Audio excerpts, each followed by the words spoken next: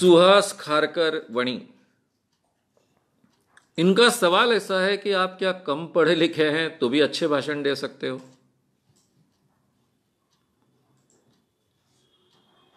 देखिए, इन सवाल का जवाब देने से मैं आपको एक उदाहरण पहले शुरुआत करता हूं।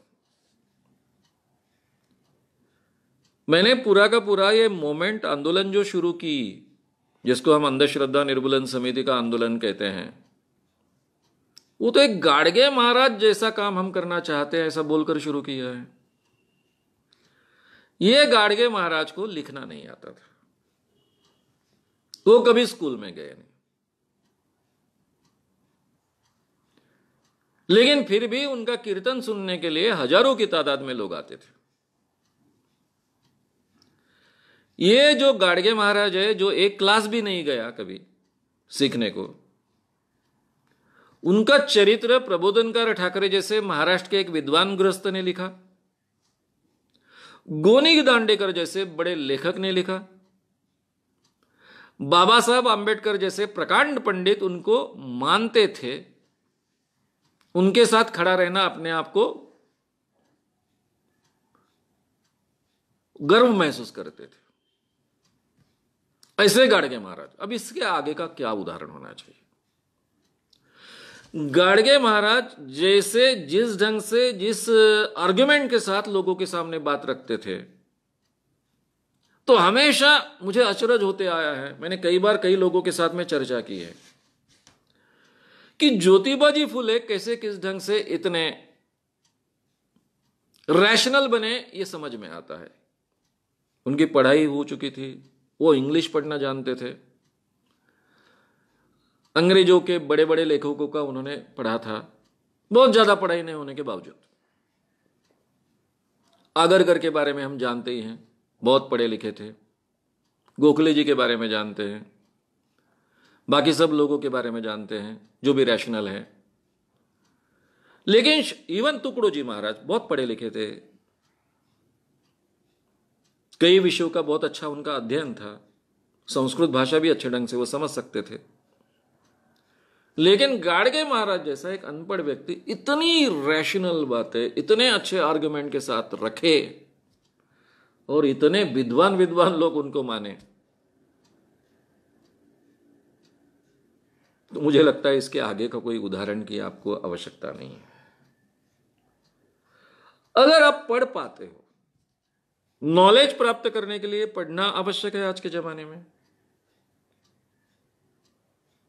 अब जो पढ़ भी नहीं पाते उनके लिए भी आज के नए टेक्नोलॉजी ने सुविधा उपलब्ध कर दी है। हाँ, लेकिन उसमें घुसने के लिए तो थोड़ा पढ़ना आना चाहिए। आप केवल सुनकर भी आज के जमाने में नॉलेज प्राप्त कर सकते हो। बहुत पढ़ा लिखा होने से बहुत नॉलेज आता है, इस पर तो मेरा बिल्कुल विश्वास नहीं है। मैंने कम पढ़े लिखे और बहुत विद्वान लोग बहुत देखे। आचार्य दादा धर्माधिकारी उनमें से एक उदाहरण था, आचार्य विनोबा भावे दूसरा उदाहरण था। दोनों इंटर साइंस थे, उससे आगे पढ़े नहीं, लेकिन बहुत विद्वान थे। वसंत पळशीकर कर महाराष्ट्र में एक विद्वान गृहस्थ थे जो पीएचडी को गाइड करते थे। उनका ग्रेजुएशन भी शायद पूरा नहीं हुआ था। ऐसे कई विद्वान लोग मैंने देखे हैं महाराष्ट्र में कि जिसको हम फॉर्मल एजुकेशन कहते हैं उसका बहुत कम था, इसके बावजूद बहुत विद्वान लोग थे। इसलिए ये फॉर्मल एजुकेशन को मैं बिल्कुल कीमत नहीं देता हूं।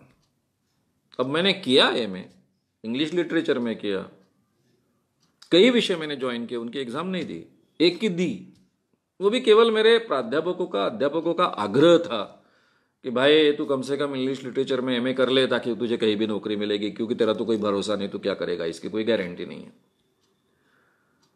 डिग्री के साथ में नॉलेज नहीं आता है, ये मुझे बहुत अच्छे ढंग से मालूम है। और जिसको नॉलेज प्राप्त करना आवश्यक लगता है उसको कोई डिग्री की आवश्यकता नहीं होती है, केवल उसको एक अच्छी समझ चाहिए, मेहनत करने की तैयारी चाहिए,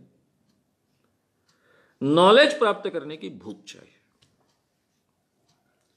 अगर ये होगी तो आपका मामूली एजुकेशन है, आप पढ़ सकते हो, इंग्लिश पढ़ सकते हो। आज के जमाने में इंग्लिश पढ़ना आना चाहिए, उसको समझना आना चाहिए। इतना आपको नॉलेज है तो काफी है। मराठी आप पढ़ सकते हो, अपनी मातृभाषा हिंदी होती तो हिंदी पढ़ सकते हो, इंग्लिश पढ़ सकते हो, बस आप नॉलेज प्राप्त कर सकते हो। अच्छा वक्ता बनना और पढ़ाई का कोई संबंध नहीं है। नॉलेज का और अच्छा वक्ता बनने का संबंध डायरेक्टली है। अगर आपके पास अच्छा नॉलेज है तो आप बहुत बेहतर वक्ता बन सकते हो। आपके पास नॉलेज बिल्कुल नहीं है तो आप बहुत मर्यादित वक्ता रहोगे, वही बात दोहराओगे जिंदगी भर, दूसरा कुछ कर नहीं पाओगे और उसमें भी वो ठोसपन नहीं आएगा। आप एक ही बात रखते हो, लेकिन नॉलेज होने के साथ में आप बात रखते हो और नॉलेज नहीं है तब बात रखते हो, इन दोनों में बहुत बड़ा फर्क है। तो ये हमेशा हमने याद रखना चाहिए। नॉलेज और नॉन नॉलेज, इनमें का फर्क समझ लेना चाहिए।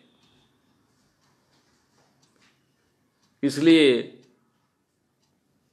जो पढ़े लिखे हैं नहीं हैं, इसके बावजूद आप बहुत अच्छे वक्ता बन सकते हो। अगर आपको ये वीडियो पसंद आया हो तो उसे ज़रूर लाइक करें, लोगों में ये अवेयरनेस फैलाने में हमारी मदद करें। वीडियो को ज़रूर शेयर भी करें। तो हमारे YouTube चैनल श्याम मानव को विज़िट करें। ऐसे सारे वीडियोस का आनंद लेने के लिए हमारे चैनल को सब्सक्राइब करें। उसके लिए सब्सक्राइब बटन दबाएं। नए वीडियोस का नोटिफिकेशन पाने के लिए बेल आइकन दबाएं।